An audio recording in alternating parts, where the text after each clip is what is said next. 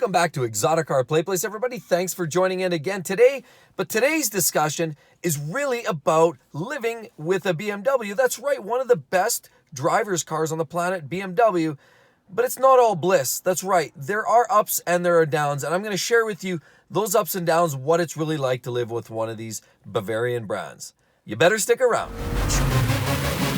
Welcome back to the channel, everybody. Mark with Exotic Car Play Place. And today, so let me summarize what the ownership experience is all about having a BMW. After all, I've owned 5 of them in my history, and I'm going to share with you what that's all about. Firstly, number one is there's 2 moments that are most memorable and most loved in the time that you own a BMW. The first time is when you buy the car. The second time is when you sell it. But anyway, all joking aside, to be honest with you, there's a lot of great moments in between time. Now, you got to remember, BMWs actually are very polarizing. Number one, other drivers hate you because you are perceived as driving too fast, maniacal, don't use your signal light, park across parking lanes, and honestly, all the douchebag moves that people think are BMW owners, in many cases are not, but we have this perception as a BMW driver that this is something that we do. Another thing as a BMW owner, when you own the car under warranty, it's a beautiful thing. You sail on into the dealer. It's like being on cloud 9. You drop off the keys. They treat you like a king. Here's a coffee and a paper, and you can stroll around the dealership and everything's good. They take care of it. They even shuttle you home or lend you a loaner, whatever it may be. You do feel on top of the world. But that's the trick. So as soon as a car runs out of warranty, that's when things go sideways on you. Now that's when you find things start to break. When they start to break, it gets very, very expensive. You really have to be more intelligent, get ahead of the game. Find a great independent shop because the dealers will soak you in a lot of cases, especially on an older used car where you find the car might be worth a third of its original price and you just don't think spending $1,000 on a starter is really worth it anymore for that 2006 3 Series. You know, that's where it becomes a little bit more of a struggle. So you have to find a great independent shop or learn to work on the cars yourself. You need to find a good source of parts because you don't need to buy the parts from the dealer direct. That's where you'll also get soaked. Not only that, what you need to do is become part of many networks and forums. And this is where part of the experience of driving a BMW comes in.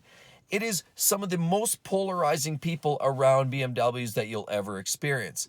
Again, polarizing meaning you've got the love and the hate. Well, we spoke of the hate side. The love is lots of people who drive BMWs are more passionate about their cars than anybody else on the planet.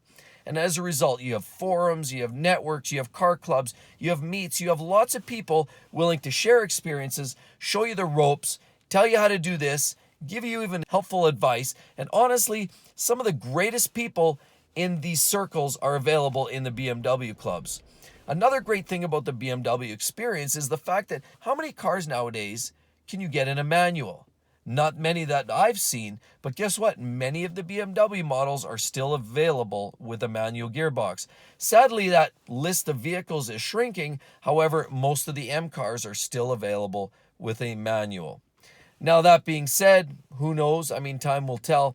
But the experience has always been focused on the drive, and you take the bad and the good together. Unfortunately, they have to go together because of BMW's repairs and maintenance tend to come. You pick your car like an E60 M5, very polarizing car. People that hate it because the expense that they were imposed upon with, and people that love it because it arguably has one of the best sounding, best performing, most electrifying driving experience type engines available anywhere within the history of BMW. So there's honestly so many great things about the brand, and that's what keeps people coming back again and again and again. So at the end of the day, the experience really is a summary of high expenses, trying to get more intelligent and get your costs wrapped around that, meeting people, driving the car and having fun with it because usually it's manual. You can really have a good time with these cars, and just putting up with the negative perspective, negative talk, negative connotations about the BMW driver.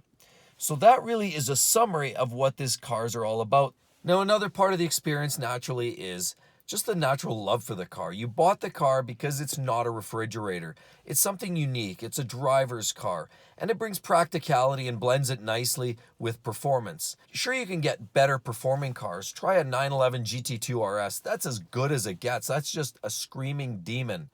However, try to live with that car on a daily basis. It's a little more difficult to get into. The noise, the performance are far on the knife edge. However, you don't want to drive that car every day, not to mention the expense that will come with maintaining a car of that caliber. You get into a 3 Series, even an M3 or an M5, it is truly a car with back seats, a trunk, practicality beyond, but you can really enjoy the driving experience, and it finds the best blend of that drive. Another thing about owning the BMWs, how many people with a Prius or a Toyota Corolla or a Ford Edge or any generic vehicle take 2, 3, 4 looks back at their car as they walk away? I don't know how many BMW owners that I've seen and know that take that pride, take that passion in their vehicle, give their car a second and third look as they walk away from it, as they go into the house or go into the store, and they just can't resist grabbing that second and third look of their car. Why is that?